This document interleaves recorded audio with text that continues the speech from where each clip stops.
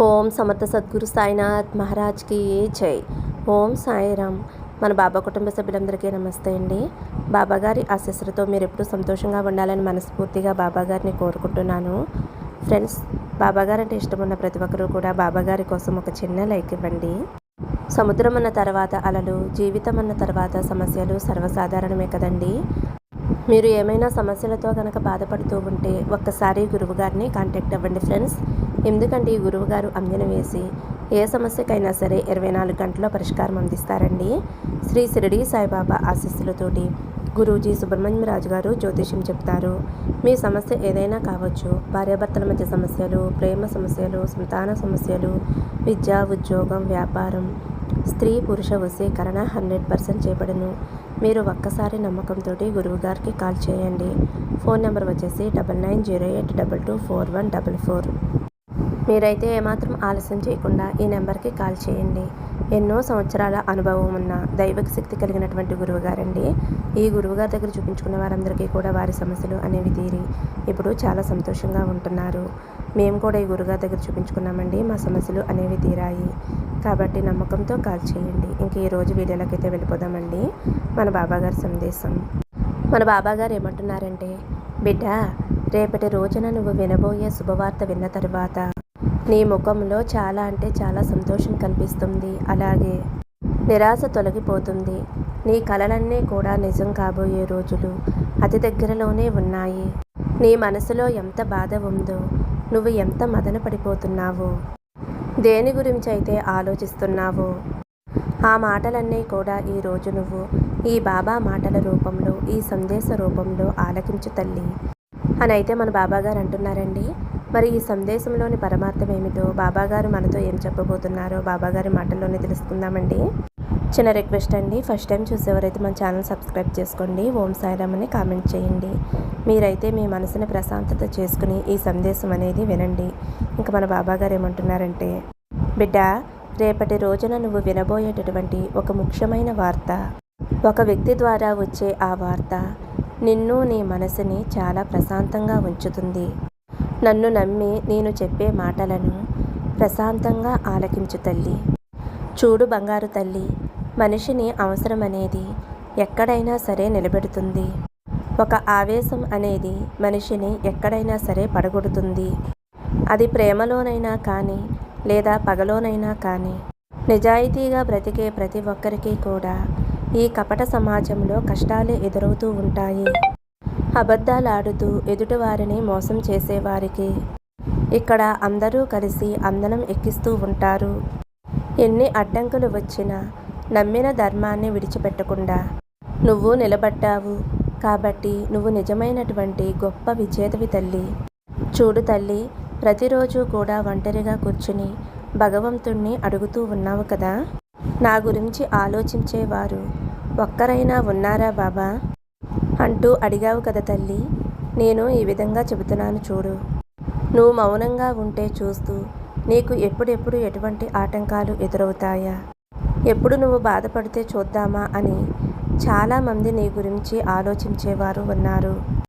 చూడు పిచ్చి తల్లి, నువ్వు ఎంత మంచిగా ఉంటున్నా సరే వారు ఏదో ఒక రకంగా నిన్ను దూషిస్తూనే ఉంటున్నారు. నిన్ను దూరం చేయాలి అని చెప్పి ఏదో ఒక రకంగా గొడవ పడాలి అని వాగ్వాదానికి దిగటానికి ప్రయత్నం చేస్తున్నారు. మరి అలాంటి వారు నీ పతనాన్ని చూడాలి అని నిరీక్షిస్తూ ఆలోచిస్తూ ఉంటున్నారు. నీ గురించి ఆలోచించేవారు లేకపోనే చాలామంది ఉన్నారు. కాబట్టి వారందరి గురించి నువ్వు ఆలోచిస్తూ కూర్చుంటే నీ సమయం అంతా కూడా వృధా అయిపోతుంది. అయితే తల్లి, నిన్ను ఎవరూ కూడా ఎందుకు అర్థం చేసుకోవటం లేదు అని బాధపడుతున్నావు కదా. అసలు ముందు ఎవరి గురించో ఎందుకు, నీ గురించి నువ్వు అర్థం చేసుకునే ప్రయత్నం చెయ్యి. ప్రతి ఒక్కరూ కూడా నీ కథని చదవరు, కానీ నువ్వు మాత్రం నిన్ను నువ్వు చదువుకోవచ్చు. కాబట్టి ముందు నీ మనసుని నువ్వు అర్థం చేసుకో తల్లి. ప్రతి భావాన్ని, ప్రతి కళల్ని కూడా అందరితో చెప్పుకోవలసిన అవసరం లేదు తల్లి. మాటలతో కాదు, నీ విజయాలతో అందరికీ సమాధానం చెప్పాలి. జనం మధ్యలో కూర్చుని అందరినీ కూడా అలా ఒకసారి పరీక్షిస్తూ ఉండు, అది నీకే మంచిది. ప్రతి విషయానికి కూడా అవును నాకు తెలుసు అనవలసిన అవసరం లేదు. ఎప్పుడూ కూడా అందరికీ అందుబాటులో ఉండవలసిన అవసరం లేదు.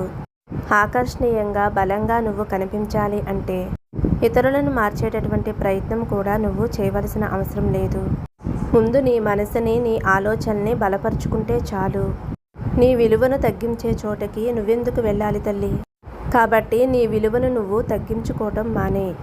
ముందు నీకు విలువ ఇవ్వనటువంటి మనుషుల నుండి దూరంగా వెళ్ళిపో. అయితే నువ్వు ఎక్కడా కూడా గమనించి ఉండవేమో తల్లి.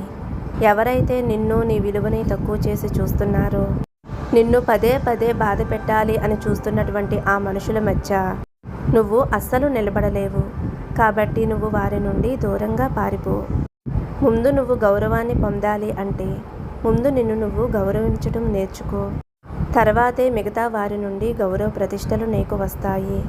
నువ్వు అందరికీ నచ్చవలసిన అవసరం లేదు, కానీ నిన్ను నువ్వు కోల్పోకుండా చూసుకునే బాధ్యత నీదే. ఎందుకంటే ఈ ప్రపంచంలో నీలా ఇంకొకరు లేరు కాబట్టి నీ నిశ్శబ్దం, నీ బలం ఇవన్నీ కూడా నీకే చెందుతాయి. కాబట్టి జాగ్రత్తగా ఉండు. మన జేబులో డబ్బున్నప్పుడు లేదా మన దగ్గర ఏదైనా పనితీరు ఉన్నప్పుడే నువ్వు నా ప్రాణం అంటారు. అలాగే నువ్వే నా దేవతవి అంటారు. నువ్వు తప్ప ఈ లోకంలో నాకు సహాయం చేసేవారు ఎవరూ కనిపించలేదు అంటారు. కాబట్టి తల్లి, నువ్వు అటువంటి వారితోటి చాలా జాగ్రత్తగా ఉండాలి. కష్టం రాగానే కనీసం నీ మొహం కూడా చూడరు. చీకటి పడితే మన నీడ కూడా మనకి దూరం అయిపోతుంది. మరి స్వార్థంతో కూడిన మనుషులెంత చెప్పు తల్లి.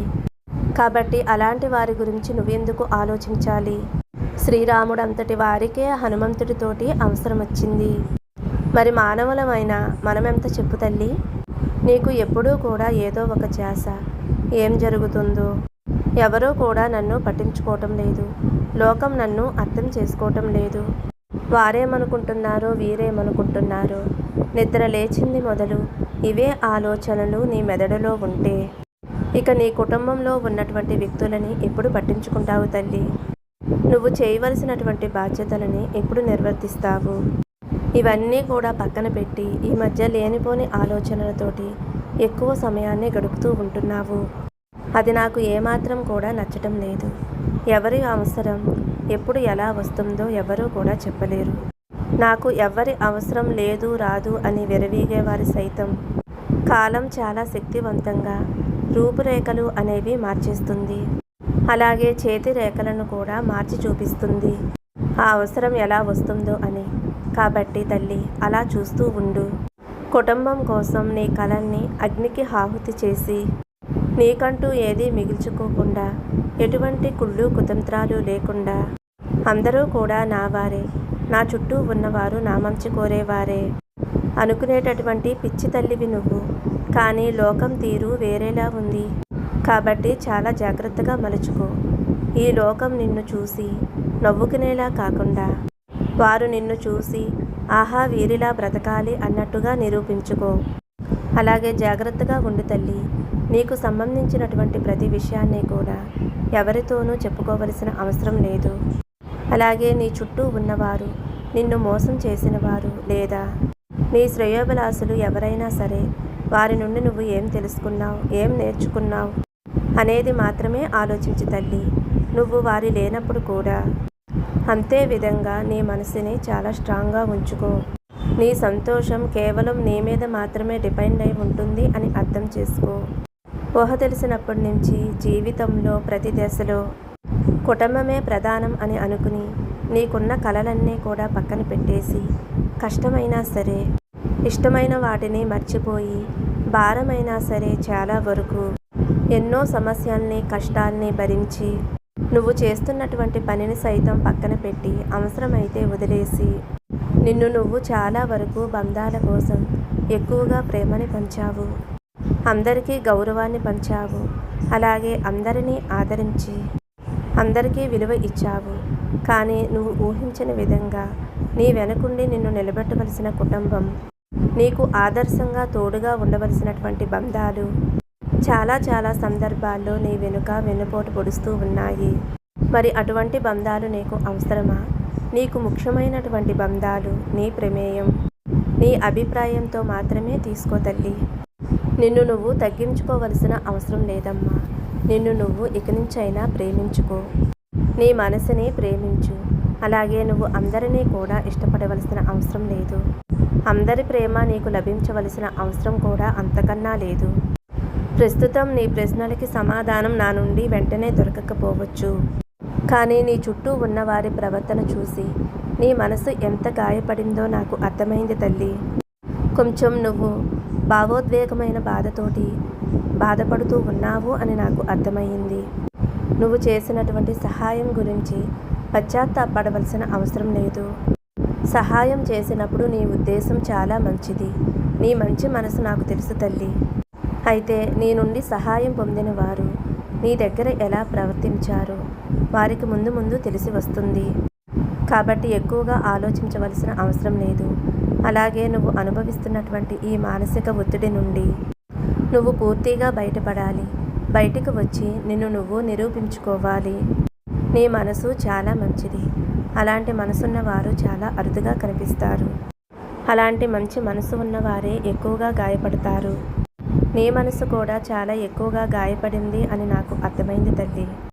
అయితే తల్లి గుర్తుపెట్టుకో, ఈరోజు నువ్వు ప్రశాంతంగా నిద్రపో. రేపటి రోజున నీ మనసుకి ప్రశాంతత కలిగించేటటువంటి ఒక వార్త ఒక వ్యక్తి ద్వారా నీకు వచ్చేలా చేస్తాను. నీ మనసు చాలా మంచిది అని నేనే చెబుతున్నాను కదా. సాక్షాత్తు నువ్వు నమ్మినటువంటి నీ సాయినాథుడే నీ మంచి మనసుకి కృతజ్ఞతలు తెలియచేస్తూ ఉంటే మరి ఎందుకు తల్లి ఇంకా ఆలోచిస్తున్నావు? శాంతంగా ప్రశాంతంగా ఉండు. ముందు నీ ఆరోగ్యాన్ని చాలా జాగ్రత్తగా చూసుకో. భగవంతుడి యొక్క ఆశీస్సులు ఎప్పుడూ కూడా నీకు తోడుగా ఉంటాయి తల్లి. అంతేకాదు, నన్ను నమ్ముకున్న వారిని నేను ఎప్పుడూ కూడా అన్యాయం చేయను. ఒక్కసారి నీ గురించి మాట్లాడే ముందు నీ గురించి ఎప్పుడూ కూడా మర్చిపోవద్దు. అంటే నేను ఏమాత్రం ఏ విషయంలోనూ స్పందించడం లేదు అంటే అది కేవలం నీకున్నటువంటి వీక్నెస్ అనేది కానే కాదు. అది నీ యొక్క మంచితనం. నువ్వు గనక ఒకవేళ నోరు విప్పితే నువ్వు ఇప్పటి వరకు చెప్పినటువంటి కథలన్నీ కూడా మర్చిపోయి జనాలు నీ గురించి మాట్లాడటం మొదలు పెడతారు. కాబట్టి ముందు నిన్ను నువ్వు అర్థం చేసుకునే ప్రయత్నం చేయి తల్లి. నీ గురించి నువ్వు ఆలోచించు. నీ కోసమో లేదో ఎవరినో ఉద్దేశించు, లేదా ఎవరి తప్పు ఒప్పులు బయట పెట్టాలను నిన్ను నువ్వు నిరూపించుకోవలసిన అవసరం లేదు తల్లి. భగవంతుడికి అందరి మనస్తత్వం తెలుసు. నువ్వు నమ్మిన వారు నటిస్తున్నారు అని నీకు తెలిసినప్పుడు కలిగినటువంటి బాధ కంటే ఇప్పటి వరకు వారి నటనను నిజమేనని చెప్పి నువ్వు అమాయకత్వంగా ఉండటాన్ని చూసి నాకు కూడా నీ మీద జాలిగా ఉంది. అది నువ్వు పదే పదే గుర్తు చేసుకుని ఎక్కువగా బాధపడుతూ ఉంటున్నావు కదా. నేను నిన్ను నమ్మింది కేవలం నటనగా కాదు, మనసుతో నమ్మాను. అందుకే ఇప్పుడు మనసు అల్లకల్లోలంగా ఉంది అని లోతుగా ఆలోచిస్తున్నావు. నిన్ను తప్పు పట్టాలి అని కాదు తల్లి. నీకు నాకు విడదీయలేని బంధం. నువ్వు నన్ను ఏ బంధంతో పిలుస్తావో, తల్లిగా, తండ్రిగా, అన్నగా, ఒక బాబాగా, గురువుగా ఎలా పిలిచినా నీ బంధాన్ని తల్లి, నీ కష్టాన్ని అర్థం చేసుకోవటం నీ సాయి తండ్రికి పెద్ద కష్టమేమీ కాదు. చూడు తల్లి, నువ్వు నమ్మిన వారు నిన్ను మోసం చేశారు అని దిగులు పడవద్దు. అద్దం పగిలితే అతికించవచ్చేమో కానీ ఒక్కసారి ఒకరి మీద నమ్మకం పగిలిపోతే ఎన్ని మాటలు చెప్పినా, ఎంతగా ప్రేమగా ఆప్యాయతగా మాట్లాడినా తిరిగి వారితో మునుపట్లాగా అస్సలు ఉండలేము. మనం అత్యంత ఆప్తులు అనుకున్నప్పుడు వారు పదే పదే తిరిగి మనల్ని మాటలతో గాయపరుస్తున్నప్పుడు వారితోటి సంతోషంగా మాట్లాడలేము, మునుపట్లా ఉండలేము. కాబట్టి నమ్మిన వారు నటిస్తున్నారు అని తెలిసినప్పుడు కలిగే బాధ కంటే ఇప్పటి వరకు వారి ప్రేమ నిజమేనని, వారిది నటన కాదు అని తెలియకుండా ఉన్న నీ అమాయకత్వాన్ని చూసి నాకు నిజంగా చాలా బాధగా ఉంది తల్లి. కాబట్టి ఈ సందేశ రూపంలో నీ ముందుకు వచ్చానమ్మా. నీకు ఎంతో ధైర్యాన్ని అందివ్వాలి అని, మంచి మాటలు చెప్పాలి అన్న ఉద్దేశంతోనే, నీ మనసుకి ప్రశాంతత కలిగి ఇవ్వాలి అనే ఉద్దేశంతోనే, ఎవరూ లేకపోయినా ఒక భగవంతుడిగా, ధైర్యాన్ని అందించే శ్రేయోభిలాషిగా, ఒక స్నేహితుడిగా నువ్వు నన్ను ఏ బంధంతో అయితే పిలుస్తావో ఆ బంధానిగా నేను నీకు ధైర్యాన్ని ఇవ్వటానికి ఈరోజు ఈ సందేశంతో నీ ముందుకు వచ్చాను. నన్ను నమ్ము తల్లి. నీ చుట్టూ ఎంతమంది ఉన్నా నువ్వు ఒంటరివి కాదు. ఎవరు నిన్ను మోసం చేసినా నువ్వు ఎప్పటికీ కూడా ఒంటరివి కావు. నిజంగా నిస్వార్థంగా, ఎటువంటి స్వార్థం లేనటువంటి ఒక మంచి పరిచయం, ఆ బంధం నీకు తప్పకుండా ఏర్పడుతుంది. రేపటి రోజున నీకు కలిగేటటువంటి ఆ పరిచయం తప్పకుండా ముందు ముందు రోజుల్లో వారితో నీకు కలిగేటటువంటి సాన్నిహిత్యం చాలా అద్భుతంగా, ఎన్నో రకాల పనుల్లో సహకారంగా, అలాగే ఒక మంచి బాధ్యత, ఒక ప్రేమ, ఇలా ఏదైనా కావచ్చు. నీ జీవితంలో కొన్ని సంఘటనలు జరగటం కూడా మంచిదేనేమో. ఎందుకంటే కొందరి నిజస్వరూపాలు అనేవి, కొందరి మనస్తత్వాలు అనేవి అప్పుడే కదా బయటపడతాయి. మొదట అవి నీకు కొంచెం బాధని ఇచ్చినా కానీ జీవితాంతం నువ్వు పడవలసినటువంటి బాధని దూరం చేస్తున్నాయి కదా. కాబట్టి ఇకనైనా నిజం తెలుసుకో. ఎవరు ఎలాంటి వ్యక్తిత్వాన్ని కలిగి ఉంటారు అనేది ఇప్పటికైనా తెలుసుకుని మేలుకో తల్లి. అందరూ నావారే అని చెప్పి ఎప్పుడూ అనుకోవద్దు. అందరిలాగా నేను కూడా వారిలా ఉండాలి, వారితోనే జీవితాంతం సంతోషంగా ఉండాలి అనే కలలు కనవద్దు. మెల్లగా ఇప్పుడు సంబంధాలు పూర్తిగా మారిపోతున్నాయి. మనవాళ్ళు అని చెప్పే హృదయాల్లో కూడా నాది నీది అనే భేదాలు కలుగుతున్నాయి. నోటిలో తీపి మాటలు, కానీ మనసులో చేదు భావాలు ఉంటున్నాయి. కాబట్టి సంబంధాలు ప్రేమతోనే కాకుండా డబ్బు కోసం కూడా కొనసాగిస్తున్నారు. కాబట్టి ఏ బంధాన్నైనా సరే ఎక్కువగా ప్రేమతోటి, వాత్సల్యంతో పెంచుకోవద్దు. డబ్బు లేని వారితో దూరంగా ఉండటం, డబ్బున్న వారితోటి తీపి మాటలు మాట్లాడుతూ వాత్సల్యంగా ఉండటం ఈ సమాజంలో ప్రస్తుతం జరుగుతున్నటువంటి విశేషాలు. కాబట్టి ఇకనైనా జ్ఞానం తెలుసుకో. ఎవరు ఎలాంటి వారో తెలుసుకోకుండా ప్రేమ ఆప్యాయతలు కురిపించి అందరూ నావారే అని గుడ్డిగా నమ్మి తర్వాత నువ్వు బాధపడవద్దు అని అయితే మన బాబాగారు ఈరోజు చక్కటి సందేశంతో అయితే మన ముందుకు వచ్చారండి. మరి రేపటి రోజున నీకు రాబోయే శుభవార్త ఏమిటి అంటే, ఒక వ్యక్తి ద్వారా నీకు కలగబోయేటటువంటి పరిచయం ద్వారా ఎవరైతే నిరుత్సాహంతో, ఎవరైతే అన్ని బంధాలతోటి విసిగిపోయి, ఎవరైతే అన్ని బంధాలపై విపరీతమైన ప్రేమను పెంచుకున్నారో, వారు చూపించినటువంటి కుట్రలకి, కుతంత్రాలకి బలైపోయిన వారు ఎవరైతే ఉన్నారో వారికి వచ్చినటువంటి మంచి సందేశం అండి ఇది. మరి తెలుసుకున్నారు కదా. మరొక మంచి వీడియోతో మళ్ళీ కలుసుకుందామండి. సర్వే జన సుఖినో భవంతు. సమస్తం సద్గురు సాయినాథార్పణమస్తు. శుభం భవతు. జై సాయిరామ్.